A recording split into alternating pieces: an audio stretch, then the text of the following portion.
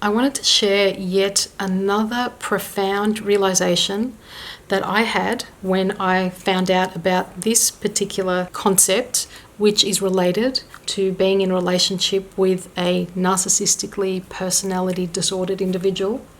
And that is the concept known as coercive control. And this might be new to you as well, but it helped me understand some really strange, odd behaviors that I knew on some level were very controlling, but at the same time, they were made to appear like it was for my own well-being. So a narcissist will often disguise their controlling behaviors in such a way that we start to believe that they care for us and that it's for our own good. So I hope that my interpretation of this particular term will help you understand a little bit more about how a narcissist makes you crazy.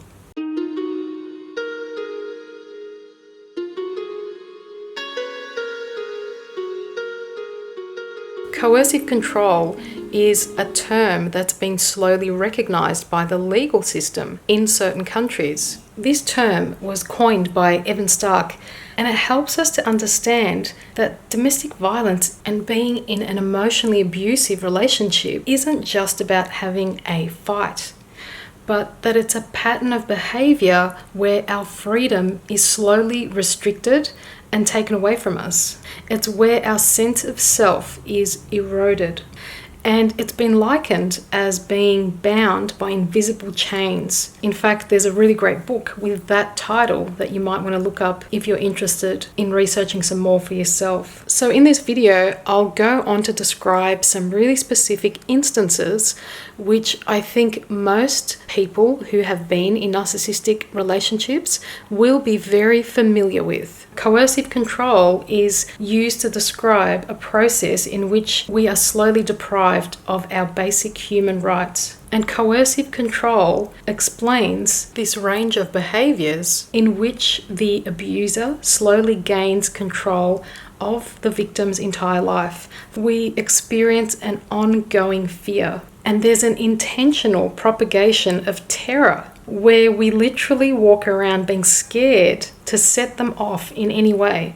So what is coercion? I love learning new words, and I love learning about language and origins of language, because I think once we understand more words, more concepts, we are able to better understand our reality and integrate our experiences and make sense of life in general. So the word coercion is basically forcing someone by some method or other to do something or abstain from doing something against their will. So coercion is a form of control in abusive relationships. So I don't want to get caught up on what the label of the abuser is. So this could be a narcissist, a psychopath. I'm not going to focus on that in this video. So coercive control occurs in all abusive relationships. And here are some examples that you could relate in your experience of being in an abusive relationship.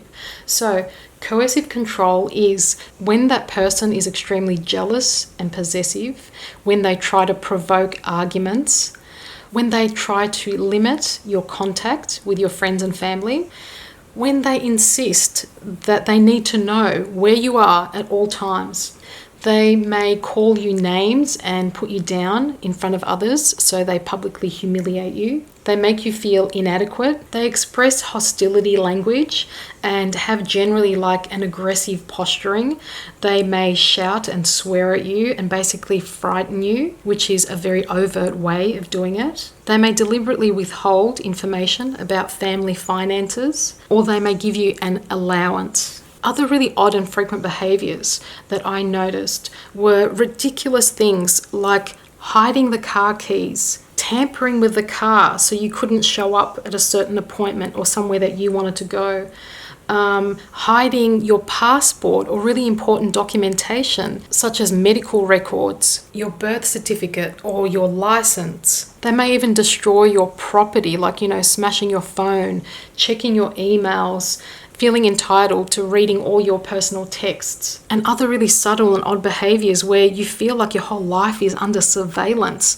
And they may do really odd things like listening in on your conversations, breathing down your neck when you're on the phone talking to someone. And if they notice that you're looking for help, they may start behaving in a very disapproving manner. They will intentionally interfere with your ability to actually get support. They may even threaten to use the court or to take your children away from you. They may threaten to walk out on you or sever financial support. They may threaten to harm or kill a pet or a child if you don't do things their way.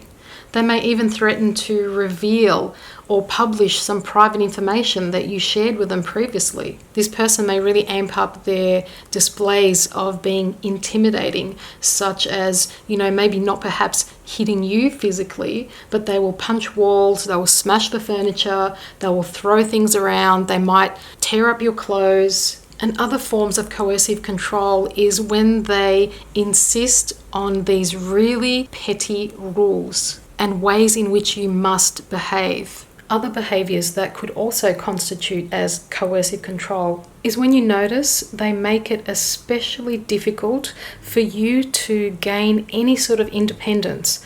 So there'll be some sort of difficulty about you having your own bank account, when they do everything they can so you don't get a job, because of course they want you to be dependent on them, or when they sabotage your efforts to maintain a job. And another example could be when they sabotage your efforts in wanting to get a further education. And of course, for most of the relationship, we do not see any of these behaviours as sabotage.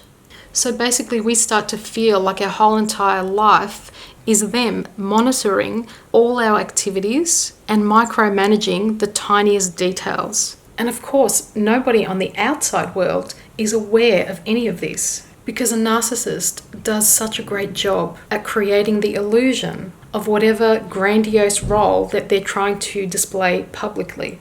But they intentionally propagate this apprehensive, fearful cloud that we feel is following us everywhere. And eventually, we might even develop phobias or be really paranoid and feel like they're constantly watching us. We're constantly under surveillance, and we're literally afraid for our own life or to make choices for ourselves. So this is very coercive. It's very sly. It's very stealth and can be very ambient in the way this sort of energy can continue to control us in a really subtle way, even after we've left these relationships. So the most profound thing that you can do is become aware of when this is happening. Consider reaching out for help, talking to a safe person. And once you start connecting the dots, you can rest assured that you are not crazy. That yes, there is a pattern of behavior. And the term coercive control explains what we endure when we're feeling absolutely crazy and confused, wondering how can this person that loves us be behaving these ways? Because of course they will justify that whatever they're doing is for our own good, that they know better. I am your mother, I am your father, I am your husband or wife. I do this because I care for you. That is all a disguise for the abusive and controlling behavior that is indicative of the narcissistic personality and their obsessive need to control. I think the biggest problem in society seems to be that we do not understand and we don't recognize what emotional and psychological abuse is and all the different subtle ways in which it slowly gains momentum and how we are manipulated to believe that this is normal. And the reason why I'm really passionate about identifying and clarifying and summarizing is that you begin to understand, that you become consciously aware of what is and is not normal, what is loving and what is not loving. Narcissists distort love. They don't want our love. They just want our attention. They want control.